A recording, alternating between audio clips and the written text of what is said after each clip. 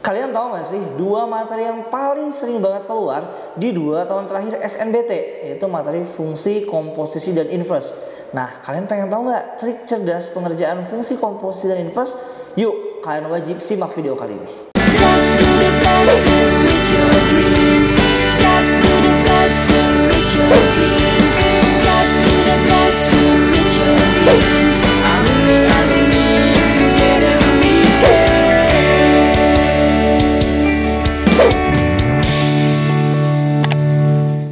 Kembali lagi di GP Media Channel bersama Kakak Ray. Nah, kali ini kita bakal ngebahas soal tentang prediksi SNBT.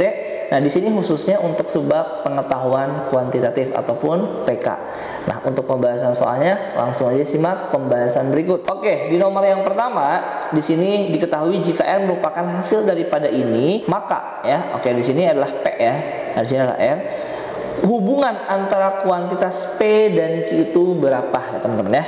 Nah, di sini sebetulnya cukup simpel teman-teman. Untuk menyelesaikan soal ini kita tinggal cari aja ya R-nya ini. Berarti R itu adalah 1/12. Di sini ada 2 pangkat 4 dikalikan 3 pangkat setengah dipangkatkan 2 ya. Nah, ini cara penyelesaiannya teman-teman kerjakan dulu yang di dalam kurung, yaitu setiap unsur harus dipangkatkan 2 ya. Kalau dipangkatin pangkatnya dikali, ini 4 dikali 2 jadinya 2 pangkat 8. Oke, 3 pangkat setengah dipangkatkan dengan 2, berarti setengah dikalikan dengan 2 adalah 1 ya. Nah, di sini teman-teman tinggal pecah aja 2 pangkat 8 dikali 3 pangkat 1 dibagi dengan 12. Nah, 2 pangkat 8 itu kita tuliskan 2 pangkat 8 dikali 3. 12-nya boleh kita pecah jadi 4 dikalikan dengan 3 ya. 3-nya coret. Nah, sekarang 2 pangkat 8 per 4 itu 2 pangkat 2 teman-teman ya. Nah, kita buat seperti ini sehingga penyelesaian dengan eksponen. Pembagian dengan unsur yang sama atau basis yang sama tinggal dikurangin pangkatnya, berarti 8 dikurangi 2 adalah 6. 2 pangkat 6 itu jangan lupa adalah 64 ya. Berarti nilainya itu adalah 64 R-nya. Nah, ini adalah 1/6 dari 64. Berarti hasilnya adalah 64 dibagi dengan 6.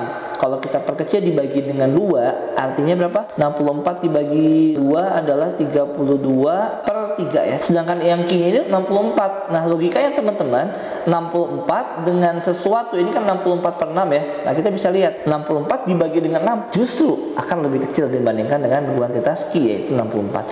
Jadi jawabannya adalah P kurang dari Q ya. Lanjut ke soal yang kedua. Di sini ada fungsi fx dan gx nilai dari GOF 0. Nah, jadi GOF itu adalah fungsi komposisi, kita bisa jabarkan menjadi GF 0 gitu ya. Nah, sekarang F0-nya kita cari dulu ya. Teman-teman boleh substitusi ke fx, berarti F0 artinya semua x di fungsi ini kita ganti dengan 0 ya. Jadinya 0 dikurangin dengan 3, kemudian 2 kali 0 dikurangin 1, berarti jadinya minus 3 per minus 1. Hasilnya adalah 3 ya. Nah, berarti F0-nya itu adalah 3. Berarti yang kita cari sekarang adalah G3 ya. Nah, G3 gimana Kak? Nah, langsung aja masukin ke GX, tapi kita ganti X-nya dengan 3 ya. Jadinya 2 dikalikan dengan 3 ditambah dengan 2, berarti hasilnya 6 ditambah dengan 2, total 8. So, jawaban yang paling tepat adalah option yang C, 8. Oke, nah ke soal yang terakhir teman-teman ya. Diketahui fungsi fr di sini fx-nya itu adalah ini ya. Nah, kemudian x-nya nggak boleh 1. Rumus untuk f inverse ya. Nah, jadi teman-teman sebelum diinversekan, teman-teman kita ubah dulu fungsi fx plus 2 ini menjadi fx. Caranya apa? Merubah fungsi kompleks gitu ya, fx plus 2 menjadi sebuah fungsi fx. Caranya teman-teman tinggal substitusikan aja setiap x yang ada di sini dengan inverse dari x plus 2 ini. Jadi x plus 2 nya ini kita tinggal sama dengankan dulu dengan y ya. Nah, ini lihat ya, yang dalam kurungnya ini kan adalah misalkan y sama dengan x plus 2 gitu ya. Oke. Nah, sekarang inverse-nya itu adalah tukarkan ya gitu ya. Ubah x-nya menjadi y, kemudian y-nya menjadi x. Berarti y yang terbaru adalah apa? Pindah ruas jadinya x minus 2.